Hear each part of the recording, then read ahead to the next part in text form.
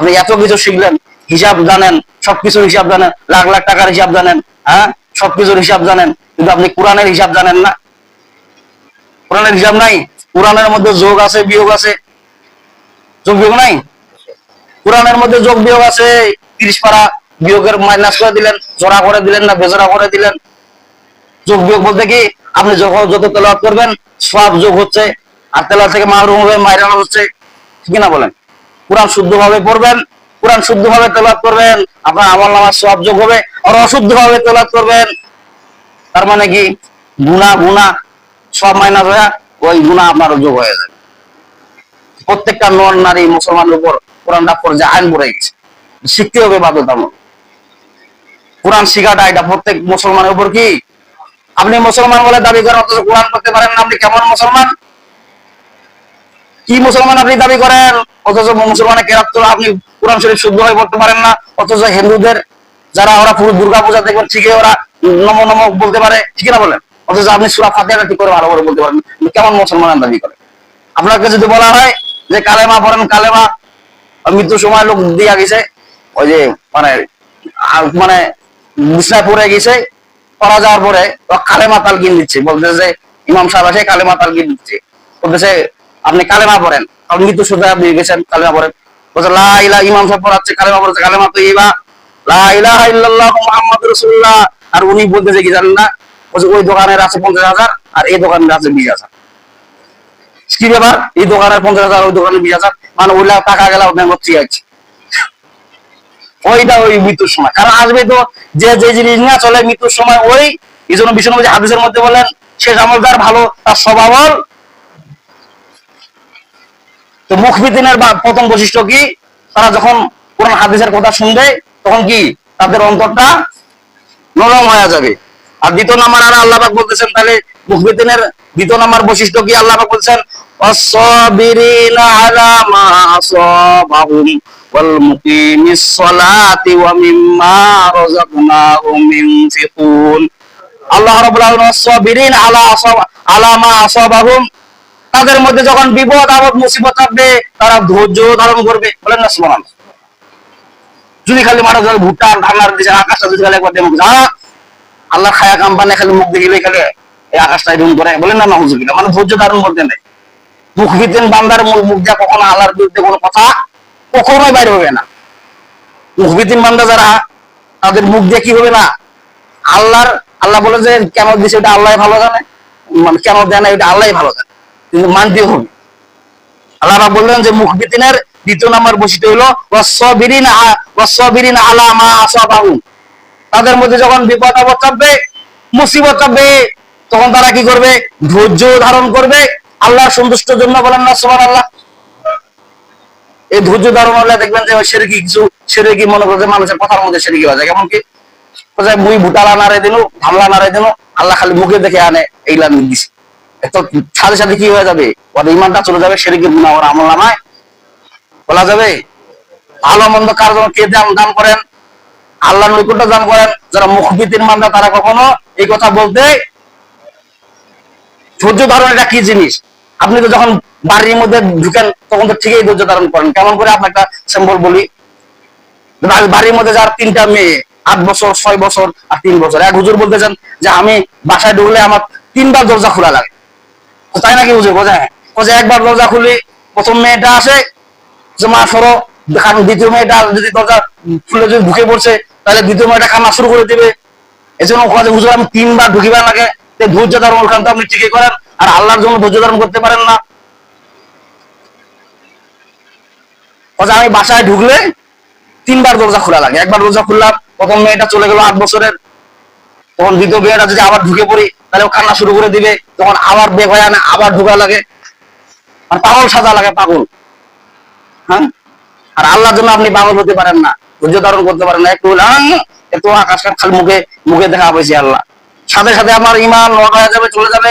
কিসের নামাজ পড়লেন, কিসের রোজা করলেন, কিসের হজ করলেন, কিসের কুরবানি করলেন, সব কিছু আল্লাহ ডিনাই করে দিয়ে দিবে।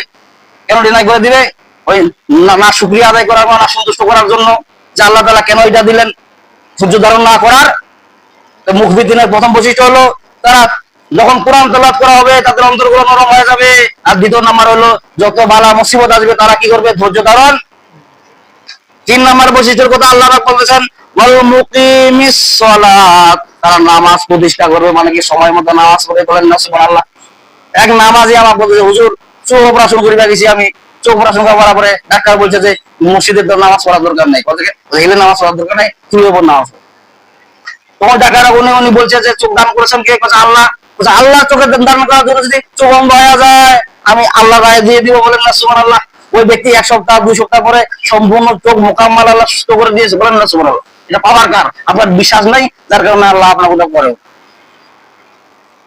আপনার যদি যত অসুস্থ হয়, শরীর খারাপ হয়, আপনার শ্বাসকষ্ট যত সমস্যা হোক, যত রকমের প্রলাপ দেখা যাক শরীরের মধ্যে, আল্লাহ সন্তুষ্ট রাখার জন্য যখন আপনি মসজিদে একাধিক ভাবে নামাজ পড়া শুরু করে দিবেন, আল্লাহ এত পরিমাণের খুশি হয়ে যাবেন, আপনার সমস্ত রোগ আল্লাহ মুক্ত করে দিবেন। বলেন ইউসুফ আলাইহিস সালামের বাবার নাম কি বলেন দেখি? ইউসুফ নবীর বাবার নাম কি? ইয়াকুব আলাইহিস সালাম। কান্না করতে করতে চোখটা অন্ধ হয়ে গেছিল, জানেন না? ইউসুফ নবীর জন্য কান্না করতে করতে চোখ অন্ধ হয়ে গেছে। ইউসুফের জামার ঘেরানতে চোখ আল্লাহ সুস্থ করে দিয়েছে। বলেন না সুবহানাল্লাহ। কারণ ওদের ঈমান পাওয়ার ছিল যে আমার শরীর কি হয়ে গেছে, আল্লাহর রাহে ছাড়া আমি দ্বিতীয় রাস্তা কোনো। আর আপনার তো খালি অজুহাত খুঁজে। মুসলমানের ডান হাত আর বাম হাত, মানুষের 3 হাত, মুসলমানের 3 হাত। বলছে কেমন করে? ও ডান হাত আর বাম হাত, আর নাম্বার হলো অজুহাত। খালি অজুহাত দিয়া খালি পার হওয়া চায়। কিন্তু কিয়ামতের দিন অজুহাত দিয়ে আপনি পার হইতে পারবেন নাকি? আপনি যদি বলেন ক্ষুধার যন্ত্রণা, পেটের যন্ত্রণা ছিলাম, ওই জন্য নামাজ পড়তে যাই না, হযরত হাসান হুসাইন রাদিয়াল্লাহু তাআলা দাঁড় করে দিবে। আপনি যদি বলেন শরীরের মধ্যে কাপড় ছিল না, এই জন্য নামাজ পড়ার জন্য যায় নাই, তাহলে কি আব্দুল আনসারীকে দাঁড় করে দিবে। ওদের চাইতে আপনি অনেক ভালো সুস্থ আছেন। আগে সাহাবীরা তো কত কষ্ট করে ঈমানটা নিয়ে আসছে, আর আপনি ঈমানটা পাওয়ার পরও আপনি ঈমানটা ছাড়ে দিয়ে দিয়েছেন। তার মানে কিছু লোকের নামাজ হলো 5 ওয়াক্ত, কিছু লোকের নামাজ হলো 4 ওয়াক্ত। নাকি বলেন? নাকি 5 ওয়াক্ত নামাজের কথা আল্লাহ কে করেন? 5 ওয়াক্ত নামাজে আপনাকে দিছে আল্লাহ, 5 ওয়াক্ত নামাজে বলতে হবে। কিছু কিছু লোক দেখা যায় মাগরিবের সময়, মানে মাগরিবের নামাজ পড়ছে। কিছু কিছু লোক দেখা যায় আসরের সময়, কারণ আসরের নামাজ হওয়ার জন্য ফরজ। কিছু কিছু লোক দেখা যায় জুমা নামাজের সময়, জুমা নামাজের জন্য ফরজ। আর কিছু কিছু লোক মাঠে দেখা যায় ঈদের নামাজ, আর ঈদের নামাজ ওয়াজিব, আর বাকি নামাজ পড়া দরকার। বাকি নামাজের কোনো হিসাব নেই, খালি কই বলছে কি ব্যাপার ঈদের নামাজ হচ্ছে না নাই, ওই পরিস্থিতি কথা কেমন করে প্রথম কাতারও মানে ওরে গিয়া থাকি অন্যরকম। প্রথম কাতারে বলছি, প্রথম কাতারে বলছি, আর বাকি নামাজের কোনো। কুরবানি ঈদের নামাজ কি ছিল বলেন দেখি? আর কুরবানি ঈদের যেদিন নামাজ হয়েছে ওইদিন ফজরের নামাজটা কি ছিল? সুন্দর তো কথা বললেন। এই যে ওই কিয়ামতের দিন ওই ফেরেশতা জিজ্ঞাসা করবে একটা ফরজ, বাটন দিয়ে কোথায় নামাজ হয়েছে, কোথায় না, কোথায় আরব বাটা, ইচ্ছা মতো বাটা। মুখবিদিনের বান্দার প্রথম নাম্বার বৈশিষ্ট্য হলো যখন ওই কোরআন থেকে কথা বলবে তাদের অন্তরটা নরম হয়ে যাবে। দ্বিতীয় নাম্বার হলো যত বালা মুসিবত আছে তারা ধৈর্য ধারণ করবে। 3 নাম্বার হলো কি নামাজ সকল সময় তারা কায়েম করবে, পড়ার চেষ্টা করবে। আর 4 নাম্বার বৈশিষ্ট্য কি আল্লাহ পাক বলতেছেন, ওয়া মিম্মা রাযাকনাহুম ইউনফিকুন। আল্লাহু আকবার। পুরো আয়াতটা বলি শুনেন, আল্লাযীনা ইযা যুকিরাল্লাহ ওয়াজিলাত কুলুবুহুম ওয়াস-সাবিরিনা আলা মা আসাবাহুম ওয়াল মুকিমিস সালাতি ওয়া মিম্মা রাযাকনাহুম ইউনফিকুন। আল্লাহু আকবার। আল্লাহ পাক বলে মুখবিতিন বান্দা যারা, তাদের 4টা আমল আমি আল্লাহ পাক বরাদ্দ করে দিয়ে দিলাম। এটা 4টা আমল যারা করবে তারা মুখবিতিন বান্দা। আর মুখবিতিন বান্দাদেরকে আল্লাহ পাক দেখলেই মুস্কি হাসি দেয়, তার মানে কি পছন্দ করে, ওদের সমস্ত আমলনামা আল্লাহ পছন্দ করে। 1 নাম্বার বৈশিষ্ট্য হলো মুখবিতিন বান্দা যারা, তারা কোরআনের কথা শুনবে, কোরআনের কথা মানবে, মানার চেষ্টা করবে। আর যখন কোরআন শুনবে তখন তাদের অন্তর নরম হয়ে যাবে। 2 নাম্বার হলো যত বালা মুসিবত বিপদ আসুক তারা কি করবে? ধৈর্য ধারণ করবে। আর 3 নাম্বার হলো নামাজ প্রতিষ্ঠা করবে, সময় মতো নামাজ পড়বে। আর 4 নাম্বার কি ওয়া মিম্মা রাযাকনাহুম ইউনফিকুন, তাদেরকে যে রিজিক দেওয়া হয়েছে সেই রিজিক হতে দান সদকা করবে। পকেটের মধ্যে টাকা আছে, কি কথা আমার বাড়ির 2টা বাচ্চা আছে, নাহলে তো মারামারি করিবে, চকলেট নিয়ে যাওয়া হবে, মসজিদে দেওয়া যাবে না। আর বেশি করে টাকা নিয়ে আসেন পকেটের মধ্যে, ঠিক না বলেন? মসজিদের মধ্যে কিছু দেন, ওখানে দেন, বাচ্চাদেরকেও দেন, এখানেও দেন। তো অমিমা আল্লাহ চারটা বৈশিষ্ট্য বলেন, অমিমা রাজাক না আমি জীবন, যে মুই খাইলেই তো ফুরা যায় আর মাঝিক দিবার লাগে। আল্লাহ বললেন যে মুখবিতিন বান্দা যারা, অমিম্মা রাজাক না জীবন, অমিম্মা মানে কি রাজাক না হম, তাদেরকে আল্লাহ পাক যে রিজিক দিয়েছেন সেই রিজিক থেকে তাদের কি মানুষদেরকে। এক ভাই আমাকে বললো, কত ভাই কি কাজে কি ধন আছে মন নাই, মন আছে ধন নাই, কত ভাই আমার মন আছে ঠিকই কিন্তু আমার ধন নাই, কথাটা 100% ঠিকই বলছি। মানে দান করার জন্য অনেক উৎসাহ করে, কিন্তু আসলে কি ধন নাই, থাকলে দিতই মনে হয়। বেলাল রাদিয়াল্লাহু তাআলা আমাকে বিষ্ণু নবী বলেন, ইয়া বেলাল আলা আলা, হে বেলাল তোমার কাছে যা কি আছে তুমি আল্লাহর জন্য রায় দিয়ে দাও, বলেন না সুবহানাল্লাহ। দান করার কথা কোথায় বলছেন আল্লাহ কোরআনে সূরা হজের 35 নম্বর আয়াত, আপনি দেখেন আর মুফাসসিরের ব্যাখ্যা দেখেন। তো মুখবিতিনের 4টা বৈশিষ্ট্যের মধ্যে প্রথম বৈশিষ্ট্য হলো তারা কোরআনকে শুনবে, কোরআনকে মানবে। দ্বিতীয় নাম্বার হলো ধৈর্য ধারণ করবে। 3 নাম্বার হলো কি নামাজ যথাসময় পড়বে। আর 4 নাম্বার হলো কি তাদের যে অর্থ সম্পদ আছে এই অর্থ সম্পদ থেকে মানুষদেরকে ব্যয় করবে, গরিব দুঃখীদেরকে ব্যয় করবে, এটা মানার চেষ্টা করবে। তা আল্লাহ পাক আমাদেরকে সবাইকে আমল করার সঠিক সময় দান করুক।